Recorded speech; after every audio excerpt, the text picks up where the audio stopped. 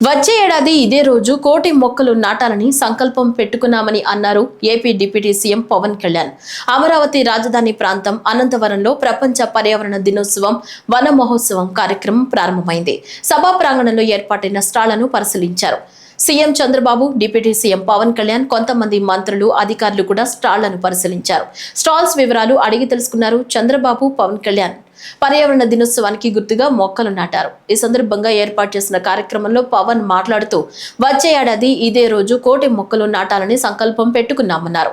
అడవుల్లో కార్చిచ్చు ఆపే ప్రయత్నాలు చేయాలన్న ఆయన అటవీ పరిరక్షణ సమితి ఉద్యమకారులు అడవుల పరిరక్షణకు ఎన్నో ప్రయత్నాలు చేస్తున్నారు.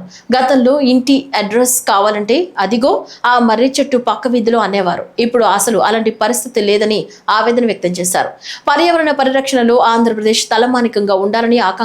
ఇప్పుడు దాకా నేను పర్యావరణం కోసం వ్యక్తిగతంగా చేశాను కొన్నిసార్లు నాకు ఇప్పుడు ఈ అటవీ శాఖ కూడా పర్యావరణం రెండు నా దాంట్లో ఉన్నప్పటికీ నేను వచ్చే సంవత్సరం ఇదే రోజుకి కనీసం 1,00,00,000 మొక్కలు నాటి, అలాగే ఫారెస్ట్ ఫైర్స్ అడవిలో కార్చిచ్చులు కనుక ఆపగలిగి, ఇందాక మన అంకారావు గారు చెప్పినట్టుగా, కొమెర అంకారావు గారు చెప్పినట్టుగా అడవుల్లోకి గొర్రెల్ని పొట్టేళ్ళు మేపడానికి తీసుకుపోయి అక్కడ గడ్డి కోసం కాలుస్తూ ఉంటారు.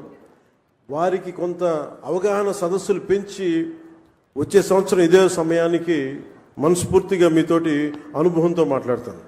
ఒక అటవీ శాఖ మంత్రిగా కావచ్చు, పర్యావరణ శాఖ మంత్రిగా కావచ్చు. అలాగే ఒక్క వాక్యం చెప్పి నేను ముగిస్తాను. చెట్టు అదేదో మనకు ఒక ఆశయమో దాని కొద్ది, ఇది చెట్టు మనకు ఆధారం. కేవలం పక్షులకి వీటికే కాదు, ప్రతి ఒక్కరికి చెట్టు లేని జీవితాన్ని ఊహించుకోండి. ఇదివరకు మనం పెరిగేటప్పుడు ఒక 30 సంవత్సరాల క్రితం ఎవరన్నా మా ఇంటికి వెళ్ళాలి అంటే అక్కడ పెద్ద మర్రి చెట్టు ఉంటుంది. ఆ మర్రి చెట్టు నుంచి కుడి చేతిలోకి వెళ్తే ఇది దారి ఉంటుంది. ఎవరిని ఇల్లు ఫ్రెండ్ ఇల్లు తెలియాలంటే ఎలారా మీ ఇంటికి రావడం అంటే మా ఇంటి ముందు గోరింటాకు చెట్టు ఉంటుంది. ఇట్లాంటివన్నీ పోయినాయి. ఇప్పుడు అసలు చెట్టే ఆనవాళ్ళు అయ్యేది. అలాంటి చెట్లని మనం సంరక్షించుకోవడం మానేసాం. కానీ అదృష్టవశాత్తు మనకి ప్రకృతిని పరిరక్షించగలిగే అవగాహన ఉన్న ఒక బలమైన వ్యక్తి మనకి ముఖ్యమంత్రిగా ఉన్నారు మనకి. అందుకు మనం నిజంగా గర్వించాలి. ఈరోజు మా అందరికీ కూడా ఆయన ఇచ్చిన టార్గెట్స్ ప్రతి చోట 33% ఉండాలి ఫారెస్ట్ కవర్ అంటే, మా అందరికి ఇచ్చిన టార్గెట్ ఒక 50% ఆంధ్రప్రదేశ్లో ఉండాలి. ఆంధ్రప్రదేశ్ తలమానికంగా ఉండాలి.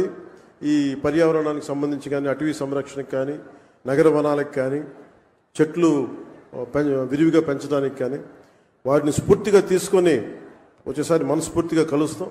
తెలియజేస్తాం.